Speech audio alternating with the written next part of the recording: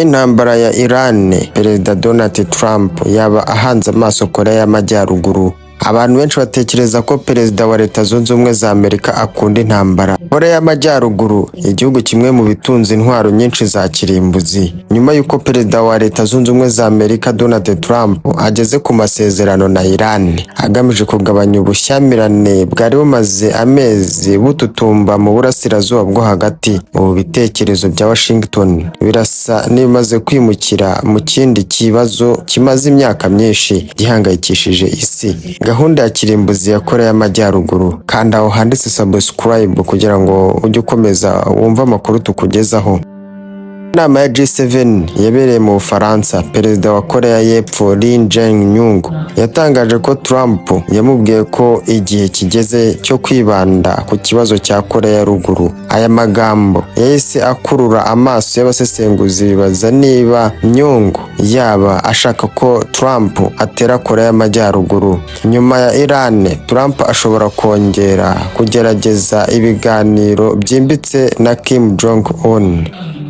Impamvu ikibazo cya Korea y'Amajyaruguru cyongeye kuba icy'ingenzi kuva ibiganiro bya Hanoi ni muri Vietnam hagati ya Trump na Kim Jong-un bisenyutse muri 2019 nta masezerano agezweho. Umubano hagati ya Washington na Pyongyang wakomeje kuba mubi. Muri icyo gihe Korea y'Amajyaruguru yakomeje guteza imbere intwaro za kirimbuzi n'ibisasu bishobora kugera kure. Uyu munsi ikibazo kirakomeye kurusha kuko Korea ya Ruguru ifite ubushobozi bwa kirimbuzi burenze ubwo yari ifite 2018. Ubufatanye bwayo n'Uburusiya bwarushijeho gukomera, ndetse ibihano mpuzamahanga byatangiye gutakaza imbaraga kubera inyungu Pyongyang ibona ahandi. Trump rero ashobora kubona ko ikibazo cya Korea ya Ruguru ari cyo gisigaye mu bibazo bikomeye by'umutekano mpuzamahanga ashobora gusigaho umurage wa diplomasi. Trump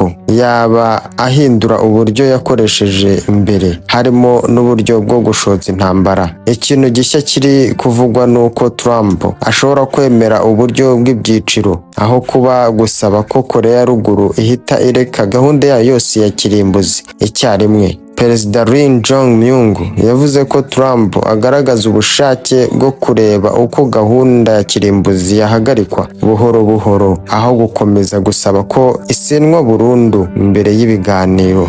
Ibi byaba impinduka zikomeye kuko imyaka myinshi Amerika yashimangiye ko intego nyamukuru ari ugukuraho burundu intwaro za kirimbuzi za Korea y'Amajyaruguru. Kim Jong-un ashobora kubyungukiramo. Nubwo Trump ashobora kuba yifuza ibiganiro bishya, ikibazo gikomeye nuko Kim Jong-un ubu afite icyizere kirenze icyo yari afite mu myaka yashize. Korea ya Ruguru ntikigendera gusa ku nkunga y'Ubushinwa, ifite n'ubufatanye bwa gisirikare n'ubukungu n'Uburusiya, ibintu biha Pyongyang ubushobozi bwo gutemera igitutu cy'amahanga no kutemera igitutu cya Washington nk'uko byari bimeze mbere. Kim ashobora kwemera ibiganiro gusa niba hari koroshywa ibihano. Bibutse ko Amerika yafatiye ibihano Korea ya Ruguru, ibihano byinshi by'ubukungu. Ubu Korea ya Ruguru imeze nk'iri mu kato. Amerika ikagabanya imyitozo ya gisirikare ikorana na Korea y'Epfo, cyangwa se Washington ikemera mu buryo butaziguye ko Korea y'Amajyaruguru yamaze kuba igihugu gifite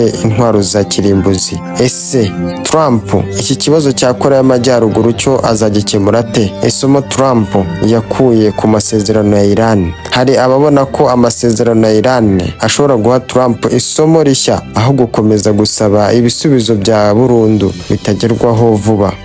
Ashobora guhitamo amasezerano y'igihe gito agamije kugabanya ibyago by'intambara no guhagarika iterambere ry'ibisasu bya kirimbuzi. Ariko noneho hari impungenge ko Korea y'Amajyaruguru ishobora kurebera ku byabaye muri Iran ikavuga ko gutunga intwaro za kirimbuzi ari bwo buryo bwonyine bwo kwirinda igitutu cy'amahanga. Perezida Lee wa Korea y'Epfo ubwe yavuze ko intambara ya Iran ishobora gutuma Pyongyang irushaho kwizirika ku ntwaro za kirimbuzi. Ese amahirwe yo gutsinda arahari? Mu by'ukuri amahirwe arahari ariko ntabwo ari menshi. Trump na Kim Jong Un bafite amateka yo kuganira imbonankubone kandi Trump akomeje kugaragaza ubushake bwo kugerageza